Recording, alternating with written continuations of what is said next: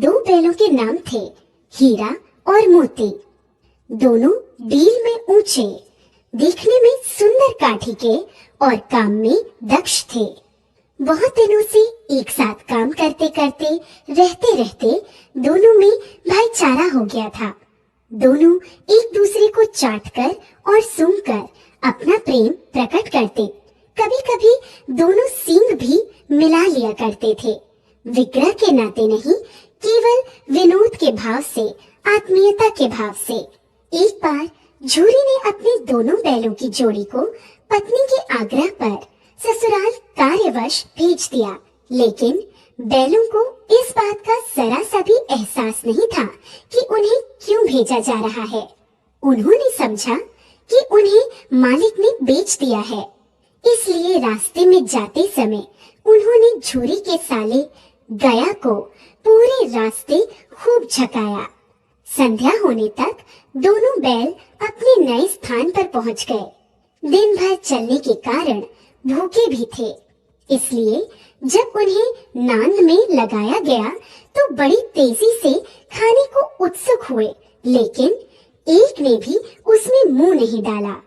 दिल भारी हो रहा था, क्योंकि आज तक जिसे उन्होंने घर समझा वह आज उनसे छूट गया था। यहाँ उनके लिए सब कुछ नया था। दोनों ने बिना कुछ खाए पिए ही एक दूसरे को कनखियों से देखा और अपनी मूक भाषा में सलाह की। जब रात में गांव में सब लोग सो गए तो दोनों ने जोर मारकर पगहे तोड़ डाले और घर की तरफ सटपट चल पड़े। प्रातःकाल जब झूरी सोकर उठा तो अपने दोनों बैलों हीरा और मोती को दरवाजे पर देखकर स्नेह से गदगद हो उठा।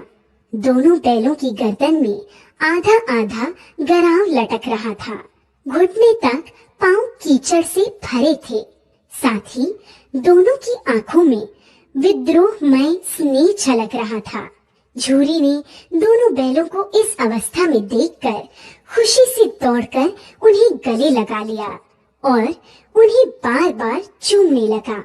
यह दृश्य बड़ा ही मनोहर था, लेकिन झूरी की स्त्री ने बैलों को द्वार पर देखा तो जल उठी। बोली, कैसे नमक हराम बैल हैं कि एक दिन वहाँ काम न किया, भाग खड़े हुए। परंतु झूरी अपने बैलों पर यह आरोप न सुन सका और बोला, नमक हराम क्यों है? चारा दाना न दिया होगा तभी तो भाग आए। स्त्री ने रोब के साथ कहा, बस तुम ही तो बैलों को खिलाना जानते हो और तो सभी पानी पिला पिला कर रखते हैं। झूरी ने पत्नी को चिढ़ाने के ख्याल से कहा, चारा मिलता तो क्यों भागते। दूसरे दिन झूरी का साला गया फिर आ गया और इस बार उसने उन्हें गाड़ी में जोत कर ले गया, जिससे वे उसे रास्ते में परेशान न कर सकें। जबकि 2-4 बार मोती ने गाड़ी को सड़क की खाई में गिराना चाहा, पर हीरा ने संभाल लिया, क्योंकि गाड़ी गिरने पर चोट तो उन्हें ही लगती। हीरा ज्यादा समझदार था। संध्या समय घर पहुंचकर दोनों को मोटी रस्सियों में बांधा गया और कल की शरारत का मजा चकाने के उद्देश्य से उन्हें फिर वही सूखा भूसा दिया गया, जबकि अपने घर के बैलों को खली, चूनी सब कुछ दिया गया। दोनों बैलों का ऐसा अपमान कभी नहीं हुआ था, न ही ऐसा कभी खाने को दिया गया था। दोनों ने नांद की तरफ आंख तक न उठाई। अगली सुबह गया ने दोनों बैलों को हल में जोता, पर दोनों बैलों ने अपनी जगह से न हटने की कसम खा ली थी। वह मारते मारते थक गया, लेकिन उन्होंने वहां से अपने पैरों को टस से मस तक नहीं किया। इस प्रकार हार मानकर गया ने उन्हें नांद पर लाकर बांध दिया। दोनों के सामने आज भी रूखा सूखा भूसा ही डाला गया। दोनों चुपचाप खड़े रहे। घर के लोग अभी भोजन कर ही रहे थे कि एक छोटी सी लड़की घर से 2 रोटियां लेकर निकली और दोनों के मुंह में देकर चली गई। उस रोटी से उनकी भूख तो शांत होने वाली नहीं थी, लेकिन मानो दोनों के हृदय को एक अलग प्रकार की शांति मिली। धीरे धीरे 2-4 दिनों में उस छोटी सी लड़की जो भौरी की थी, जिसकी माँ मर चुकी थी, सौतेली माँ उसे हमेशा मारती रहती थी, से दोनों की आत्मीयता बढ़ गई। दोनों दिन भर जोते जाते, डंडे खाते और शाम को थान पर बांध दिए जाते और रूखा सूखा भूसा डाल दिया जाता। बस रात को वही बालिका लड़की उन्हें रोटियां खिला जाती। उससे उनकी दोस्ती हो गई थी। एक रात दोनों ने वहां से भागने की योजना बनाई। रात को जब लड़की रोटियां खिलाकर चली गई तो दोनों रस्सियां चबाने लगे, पर रस्सी मोटी होने के कारण मुंह में न आती थी। बेचारे बार बार जोर लगाकर रह जाते थे। तभी उन्होंने देखा कि घर का दरवाजा खुला और वह लड़की उनके सामने आ खड़ी हुई।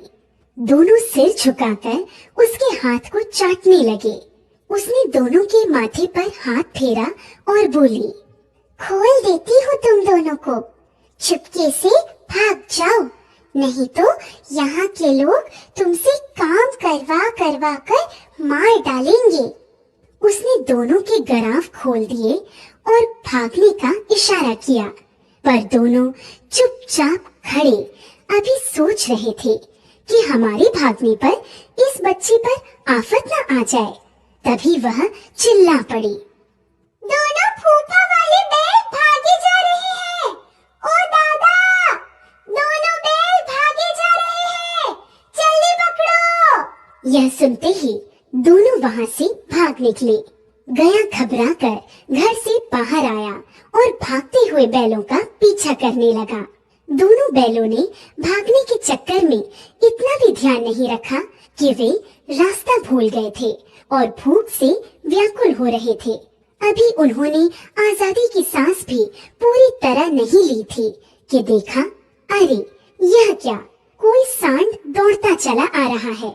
सांड भी हाथी की भांति विशाल काय था। उससे भागना भी कायरता ही थी, सो दोनों ने उससे सामना करना ही उचित समझा। जो ही सांड हीरा पर झपटा, मोती ने पीछे से उसे दौड़ाया। सांड जब उसकी तरफ मुड़ा तो हीरा ने उसे रगेदा। इस प्रकार सांड ने झल्लाकर हीरा का अंत करने की सोची। तभी मोती ने बगल से आकर सांड के पेट में सींग भोंक दी। अचानक हमले से घबराकर सांड घायल होकर गिर पड़ा। तब दोनों मित्र विजय के नशे में उसे छोड़कर झूमते हुए आगे निकल गए। दोनों को लड़ने के कारण भूख लग रही थी। तभी उन्हें मटर का खेत सामने दिखा। मोती उसमें घुस गया। हीरा मना करता रहा, लेकिन उसने एक न सुनी। उन्होंने अभी 2-4 ग्रास खाए थे। तभी 2 आदमी लाठियां लिए दौड़ पड़े। दोनों मित्र दलदल में फंसने के कारण भाग न सके। उन आदमियों ने उन्हें पकड़कर काजी हाउस में बंद करवा दिया। जब वे काजी हाउस के अंदर पहुंचे तो देखा कि वहां कई भैंसें थीं, कई बकरियां, कई घोड़े, कई गधे, पर किसी के सामने चारा न था। सब जमीन पर मुर्दों की तरह पड़े थे। कई तो इतने कमजोर हो गए थे कि खड़े भी नहीं हो सकते थे। सारा दिन दोनों इस आस में टकटकी लगाए देखते रहे कि कोई चारा लेकर आएगा, लेकिन जब कोई नहीं आया तो हीरा के दिल में विद्रोह की ज्वाला दहक उठी। मोती से बोला, अब तो नहीं रहा जाता मोती, चलो यहाँ से भागने का कोई उपाय निकाला जाए। बाड़े की दीवार कच्ची थी। हीरा मजबूत तो था ही, रात का वक्त था। उसने अपने नुकीले सींग दीवार में गड़ा दिए और जोर का धक्का मारा तो मिट्टी का एक चिप्पड़ निकल आया। फिर तो उसका साहस बढ़ा और उसने दौड़ दौड़ कर दीवार पर चोटें की। उसका साहस देखकर मोती ने भी उसी जगह सींग मारना प्रारंभ किया। काफी मेहनत के बाद आधी दीवार गिर गई। दीवार का गिरना था कि अधमरे से पड़े हुए सभी जानवरों में भी जान आ गई। सबसे पहले 3 घोड़ियां सरपट भागी, फिर बकरियां निकली, उसके बाद भैंसे भी खिसक गईं, पर गधे अभी ज्यों के त्यों खड़े थे। मोती ने उन्हें भी सींगों से मार मार कर बाड़े से बाहर निकाल दिया और अपने मित्र हीरा के पास बैठ गया, क्योंकि हीरा मोटी रस्सी से बंधा होने के कारण भाग नहीं सकता था, इसलिए मोती भी नहीं भागा। अगले दिन बाड़े की हालत देखकर वहां के चौकीदारों ने गुस्से में आकर हीरा और मोती की जमकर पिटाई की। अब उन्हें खाने को भी कुछ नहीं दिया जाने लगा। कुछ दिन इसी तरह बिताने पर एक दिन नीलामी हुई और उसमें एक व्यापारी ने दोनों बैलों को खरीद लिया। दोनों मित्र उस व्यापारी के साथ चल दिए। चलते चलते सहसा दोनों को ऐसा मालूम हुआ कि यह परिचित राह है। हाँ, इसी रास्ते से गया उन्हें ले गया था। वही खेत, वही बाग और वही गांव मिलने लगे। प्रति क्षण उनकी चाल तेज होने लगी। सारी थकान, सारी दुर्बलता गायब हो गई। उन्हें लगा कि यहाँ से अब उनका घर भी पास ही है, सो उन्होंने थोड़ी और फुर्ती दिखाते हुए घर के रास्ते की तरफ भागना शुरू किया और जब तक अपने घर के थान पर नहीं पहुंच गए, रुके नहीं। व्यापारी भी उनके पीछे पीछे भागता आ रहा था। झूरी द्वार पर बैठा धूप खा रहा था और अपने बैलों के बारे में ही सोच रहा था। एकाएक उसकी नजर अपने बैलों पर पड़ी। वह खुशी से दौड़कर उनके पास पहुंचा और उन्हें बारी बारी से गले लगाने लगा।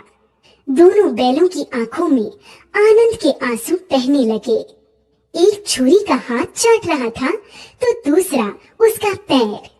तभी व्यापारी आ पहुंचा। उसने छुरी से कहा, ये मेरे बैल हैं, मैं इन्हें नीलामी कराकर ला रहा हूँ। अभी वह बातें कर ही रहा था कि मोती ने उसकी ओर सींग चलाया। व्यापारी पीछे हटा तो मोती ने उसे दौड़ा लिया और तब तक दौड़ाता रहा जब तक व्यापारी गांव से बाहर नहीं निकल गया। फिर मोती विजयी सूर की भांति वापस स्थान पर अपने मित्र हीरा के पास आ गया।